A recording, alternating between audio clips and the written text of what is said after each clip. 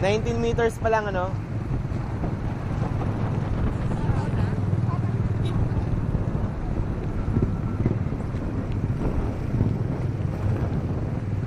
Oh, ano masasabi mo, Charlie? Ang sarap maligo sa ulan. At Ate Ani, ikaw ano sasabi mo? wala. Eto, ayan.